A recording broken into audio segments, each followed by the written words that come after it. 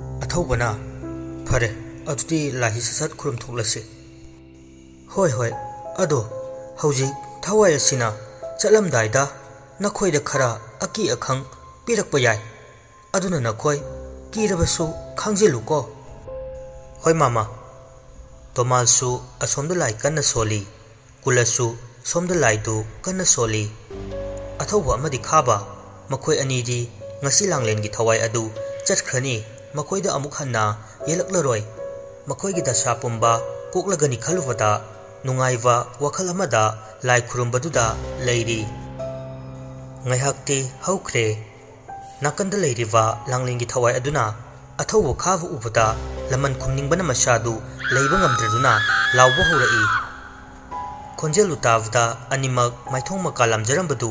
mamit mana chap yungduna कोइलै लैदुना येंगी कुलदी ममित उसिंदुना मंत्र सोलिबनिना मखोय अनिना तौरिबदु करिसु उरुदे लांगलेनगी थवाइदुनासु मखोय अनि जंत्र सिरिबनिना करिसु तौबा ngamdavaniना कुलना थमलंबा मफमदुदगी लेंगदना लैरगा करिसु तौबा ngamdavadुदा मथंता कप्पा लाउबा तौरक्लमी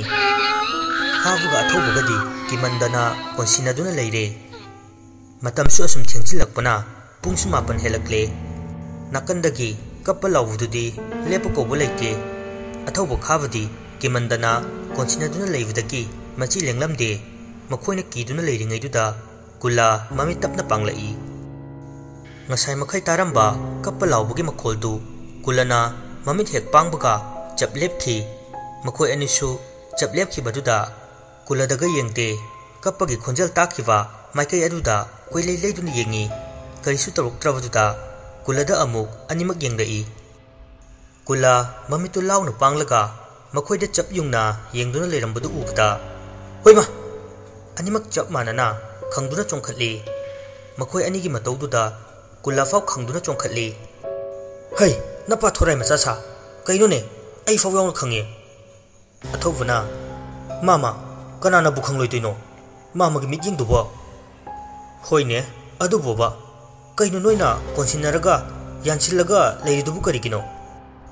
कईनो मामा ngसाइदगी कप्पा लाउबु तौरिबो खोंजेलदु मामा करिमता तादब्रो कुला खोंजेल सिंग अदु तादब नते तारिबनी अदुबु खंसिनदब सारगा करी खोंजेलनो ने हारिसिबो अइदि करिमता ताहौदेने अस लोरे हे मामा अदु खौना तारिदुबु होइने अइना ताद्रबसु खोंजेल अदु लांगलेनगी थवाइना लाइरमलेंदा चटपगी सोयदना ओइरमगनी लमन खुमदना माबु लाइरमलेंदा थाबीबो अदुदा नुंगाइतदुना कपचबो ओइरमगनी ओ मामा अदुगी ओइरे अदो माबु चटखरबो चटखरे मा चटखिनवा लाई सोलिङैदा अइना करिमता ताहौद्रिबसे हौजिक्ति अखोइदा करिसु येलक्लरोइको तौररोइ फरे फरे लोइसिलसि हौजिक्ति अदु गाइखो नखोइगी खुदांगी जंत्रदु लौथोरओ कइनो मामा सि लौथोक्तोइदि हैमा इबुंगो नखोइसे हौजिक्ति करिसु तौरक्लरोइदबनिना सिगी कानबसु लैररोइ सिदि हौजिक मही मयाय मांखरबनिना करी कानरुनी यानि मामा मांगजसनु अखोइ अदुम सिजगे कुला जंत्रदु लौथोउ यादबदुदा मथा साबा हैबदु ओइरमी करी हाइरगा लौथोक हंसिकी खनबदा अवाबा ओइरमी वखल अमा लाक्तुना फरे फरे नखोइना मदु सिगे हाइरबदि तुंग खोइना फावबा सिबा यानवा लाइटिन चंगदनवा अई अदुगा मानवा सिनबिरगे मदुदी मही मयाय करिसु याउद्रबनिना कानररोय अई अनोबो अमा सिनबिरगे को होय मामा मामना फनी हाइबदो तौबियु मामगी अवामन खंगना नमाकना सोइदना तौजगनी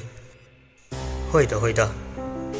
खाबु होइदि हानदगी मखोइबु फनवा हिंगनबा तौबिरकपनिना थाजरमी कुलसु तौसिनदुना कईनो सोलगा जंत्र अमदा लागी पोलमगदु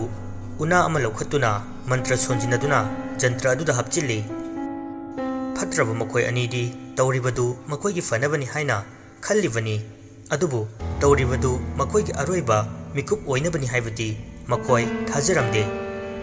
कुला जंत्रदु लंकीरदुना हानगुम सिहलमी अदुगा थवाई चंगबा ngamdaba jantra aduna kulana puja tawriba mai thanaba thamliba sing adugi mathaktuda langsinki khabasu kulana jantra langsinkiba sing aduda amuk yenglaga hairei mama kaino ngasaidagi ikoina lai khurumlisi mai si thagatrabo kula lali khumlai asidi horen thawai aduna lairam lenda chatkhre khangbaga mai thagat kadabani adunani aina mai thavada jantrasi yawan kinava asida hapchilibasi aidi mai chukhat pa kawr buning lure adu mamana hojikta lairam lenda chatkhre haibadaine ihe nakhosidi bhap onthokna takidre he hojikse pung 13 tadri ne he pung 13 tadradi yadaboire yade adunani aina mai chudribasi adu mama aikoina horen hankibda karisu thoidokpa tarokloidaba natro tawraroye hojikti adunane aina pung 13 tadringaida mafamchi thadoktuna chatlo hairibase nakoina pung 13 tara phawa mafamsida leirabadi phattanungda thokposu yai aduna 13 tadringaida chatnava tawro hoi adudi yam nungaijare mama aikoisu hanaba tawjarage athawbada onsilaga adudi bai akoi muk chanaba tawrosira athawba kulagi maongdu mangonda khara jingnabagum phawi adubu machindi kangthokte mana lana urambasu yai khanduna mayumda hangadavadu ma haningbadi fauramde adubu mamanava khavana thajavadu ubada masu kaisu tawroi khanduna asukoina makoigi fanava sinbiraklaga khandoktuna mahaksu khavana chatnava tawrsi haivuda hoi bai hanaba tawrsi pungsu 10 henjilakle kaino haisibo pung 10 helabo bai hele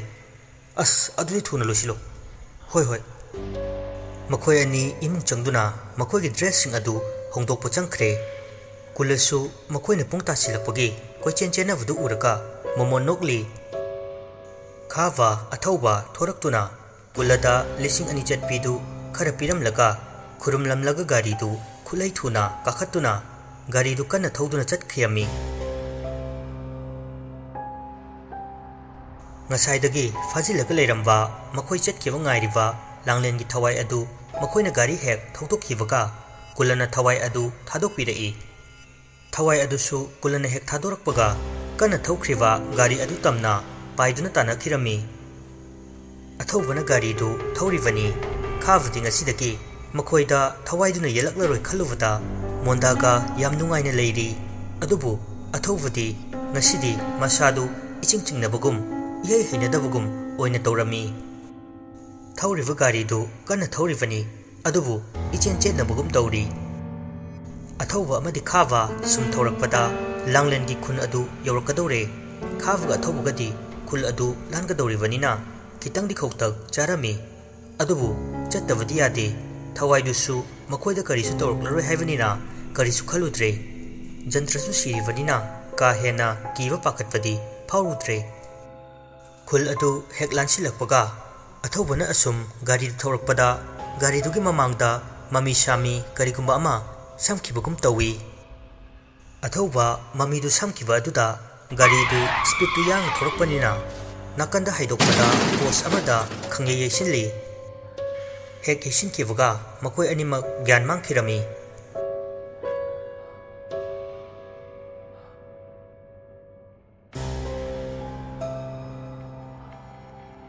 somdana tomal ka themwaga lai khurum kadava adugi manakta lingdana lei makoi tumina leibadi oiramde kulana fajiluriba thawai mayam adu mathang lairamlenda thakivada tomalnasu kulagi mateng panglivanina langlengi thawaina mafam aduda yoroktingaida thavak adu losingadavani athawba mamittu tapna pangthorai makoktu ngaurduna makoktu pairuvada chot laurami achot padu pairuva makut adu yengluvada iman bagum taurami mambanina ubadi phangdre makoktu chaina fawbugum su tauri makok sungaurivani athawba khavna phamkiva maikai adomdi yengi ubadi phangde athawba yamna wana gari adudagi thoraktuna magi खोंगाव pocket याउरिबा phone अदु लौथोक्तुना flash थालमी अदुगा मागी मरुपु कदोमदा लेखरबनो हाइना थिरम्मी अथौबना खाबबु माइकई खुदिंग कोइथि थिरुबदा खावा थीबा फंगलमदे अथौबसु assume assume चिंगनबा हेनगलई करिगिदि चिंगनरोय खुलदा हेक योरपगा महाकना उख्रिबा मोंग अदुगा हौजिकना मागी मरुप खावा अमुक लेरमदबा अदुदा चिंगनबा ताबनी अथौबा अमंबा अदुदा माइकई खंगदना मागी मरुप अदुबो कोइथि थीरी मफमदु मखोई खुल ओइरमलबसु चही खरा थादोकलुबना अमदि लाकलुद्रबनिना कदाइदा कदोमदा हाइबदु अमत खंगलमदे माना असुम चटलिङैदा मागी मनिंगदा मी अमा इनबगी मओंगदा तौरमी अथौबा अहानबददि करिसु खलुदे अदुबु सुम हेंजिलकपदगी कैनोमनि हाइबा महाक खंगले मनिंगददि महाक ओंथोकलुदे असुम तुमिन्ना खंसिनदब सादुना अदुम चटली मनिंगदा स्रोट स्रोट इनरंबा अदु लेपख्रे अथौबा शामिन फंगद्रबा अदुदा सोरदु सांगना होंदोरई अदुगा मखोंग हेक थांगबा हुबुगा लंबीगी मोंगसोम अदोमदगी नुपी अमना यामना वाना निंगमदना तिंथाना ओइना कपगी खोंजेल अमुक तारई हंदक्ति अथौबा चटलंबदु चपलेपी अदुगा कपगी खोंजेल तारिबा अदोमदा ममाइदु लेथोरई लापतकना मीगी सवान मानबा अमा लेपगुम तौरमी सवान अदु नुपागी सवानी अथौबदी मथंत खली आदगी सिबु कनानुने नुपादी मालिने कनाबु ओरिकबा जानो खाबगा ओरिजालाने खाब ओइरबुनिंगदुना अथौबा याम तपना बाय खाबा ताब्रो हो बाय कन्न कौरबसु यादबकुम अथौबा मानसुम कौबदा मचि लेंगदखै तुमिन लेबदुदा मनाक्ता प्रप प्रप चंगसिली मनाक योरमदाइदुदा करिगुंबा अमदा बंदुना लौरगा तुसिली मखुदु येसिनबदुदा अथौबा नावदगी हौगतलगा मखुदु हाइफेट नाली अदुगा यंखलकपदा ngасai लेफौबा मीगी सवान मानबदु माने यंगलकपदुदा लेरमद्रे अथौबा इंगंगई हुजिकता लेफौबदुदा अदुक्थुना लेरमद्रिबादुदा ममगा ममबगा करिसु उबनते अथौबदु वखल अमा खंनिंग निंसिंगलई ngасai कुलना हाइबदी पुंग 13 गी मतुंगदा युमदा हनगदबनी हाइरे अदुगा हुजिकना पुंग 13 ताद्रिङै चटलो हाइरिबसी मरम सोइदन लेरमगनी अदुगा मखोइगी जंत्र अदुसु लौथोखनखिबा अदुगा जंत्रदु हेक लौथोकपदा मखोइगी मसादु तु चुंखिबनी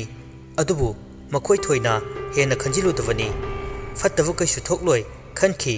अदुगा हुजिक मखोइदा थोकलिबा मयामसिदा अथौबा कुलबु चिंगनरई अमुक हल्लगा चटकदबसु मखोइ गारीदु याखिद्रबनिना उपाय लेरमदे अथौबा ngасai मखै अकीब करिसु फौरमदबा अदु हौजिकतदा अकीब फावरक्ले ngасina मखोइगी अरोइबा मतम हाइबदु ओइरद्रा हाइना खलई अदुबु महाक थौना हंदे खाबु फंगनबा थीगी खंदुना माइकै खंगदुना अदुमक लाक्ली मागी फोनगी फ्लैश लाइट तो थांदुना चटलिबनी खाबना सोमदा कमदौरी ममितु तपना पांगथोरई मबुक्तुसु हाइफेट पाइदुना होगलई अमंबदुदा ज्ञान तादना लेरंबदुदा अहानबददी करिसु खलुतबनी बापसु ओरुदबगा मबुक अनाबगी चैना खांगलिङै माना लेरिबु मफमदु महाक ज्ञान ताजदे माना खोंकाफ खरा थांबा होबगा ज्ञान लाई माइकै खुदिंग कोयेंग येंगी अदुगा मबुक्ता पाइरिबा मखुतुसु चोटपगुम तौई करिनो हाइदुना येंगी ई मचु दौनसु तौरी खाब मधु उरुबदा मबुक्तु चैना खंगफाव फोरक्ले खाब ज्ञान तारे ngасai अथौबगा मबानी लाकफदा थोखिबा एक्सीडेंट तु निंगसिंगलई मरुदा सोइदना सोपु ओयरमगनी हाइबा महाक खंगले अदुगा मान मफमसिदा कमदौना लेरमलिबा अथौबना कदोमदा चटखरबा खाबसु माइकै अमदा अथौबबु थीरी अथौबसु खाबबु मफम अमदा थीरी अनिदु मफम खंगनद्रे अमंबदुदा लंबीसु लमहांगनरे खाबा मबुक्तु ई यामना थोखिबना मसादु इचोक चोकथरमी मादी फोन सु यावरमदे अमंबदुदा कदोमदा चतोइनो खंगदना माइकै अमदा लाक्ली लापतकना नुपी अमना सुछुत कपगे मखोल तारकलमी अमुकसु मुरुम मुरुम सोनबदौनसु तौरी खोंजेलदु यामना हौबदि नते खावा तारिव खोंजेलदु कप्पसु मानवा मुरुम मुरुम सोनबसु मानबदुदा चलंबदगी चप लेप्तुना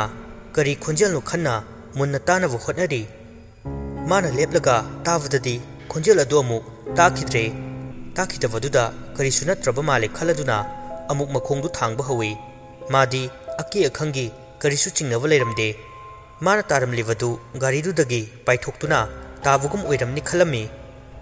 खावा मखोंना पुबा माइकैदा अदुम लाई हंदक्ति मागी नाकोंदुदा कन्ना नोक्लई इमा खावा खंप्रेक खंगी ममगा मम्बदुदा मारगा चलिंगैदुदा नुपी अमगी खोंजेलदा